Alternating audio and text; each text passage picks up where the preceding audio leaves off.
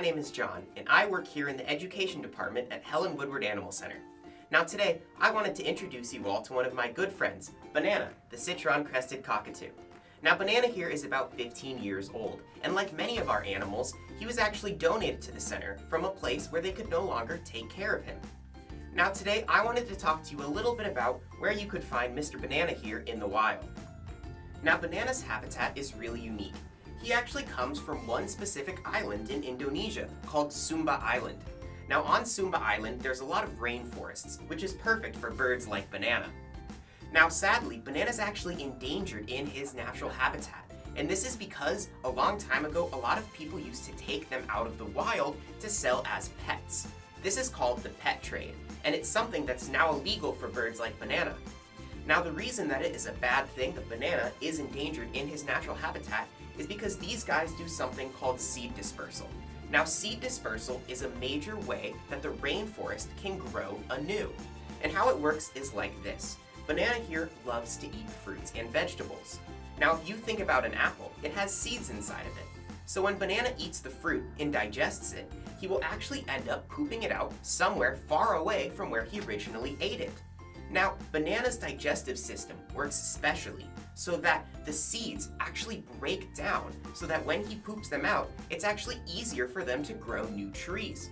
So it's critically important that Banana can stay in his natural habitat because otherwise the forest will have trouble growing new trees.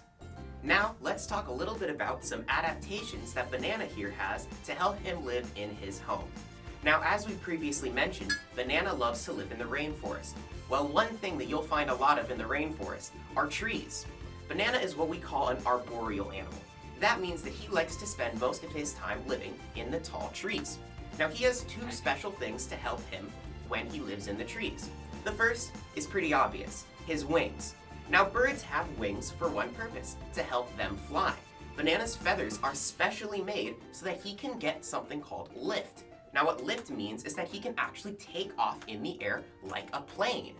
Banana also has something called hollow bones. Hollow bones are super light. Now heavy things can't fly. That's why when you go on an airplane, you're only allowed to take a certain amount of luggage. So to keep his body light for flight, he has something called hollow bones. Now the second adaptation that Banana has to help him stay in the trees are those feet.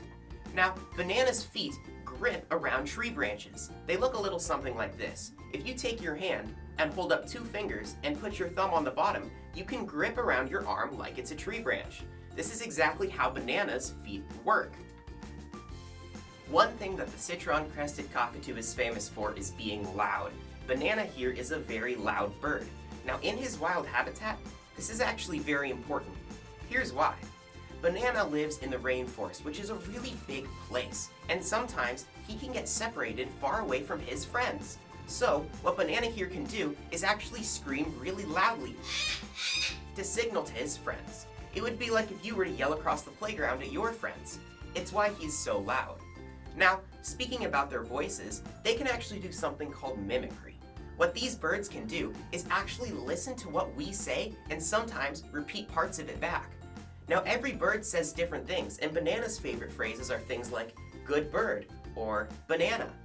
One thing that you may have noticed about Banana's perch here is all of these things. These are actually toys because Banana here is one of our smartest animals at the center. Now birds in the parrot and cockatoo family are incredibly intelligent. Not only do they mimic us when we talk, but they also love to play. So the reason that we actually have all of these toys is because otherwise Banana here would get really bored and he might start screaming or running around crazy. Now, when Banana's not on his perch, he likes to do things like stand outside or listen to the radio. These are all things to help him stay interested. Now at Helen Woodward, we call this animal enrichment. This is something that we do to help our animals have a good time. Other examples of this could be giving a dog a bone or giving a hamster a wheel.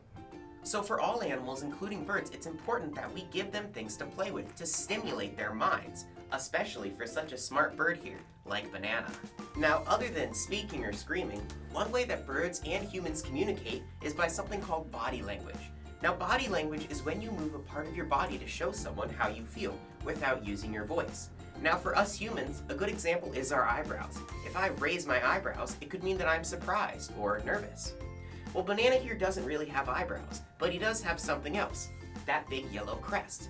Now, in the wild, that crest will raise just like this. And he does that to show us that he's excited, or alert, or maybe nervous. Another thing that Banana can do with his body language is with his feathers. He can do two things. He can puff up his feathers, which makes him look big. Now, the reason that Banana here would want to do this is to scare off a predator. Now, a predator won't want to eat Banana if he looks really big and really scary. So Banana will puff up his feathers to make himself look as intimidating as possible. Another thing that he can do is slick them back. Now, in the wild, Banana will slick his feathers back if he's scared. It's sort of like if a dog were to put his tail between its legs. They do that when they're nervous.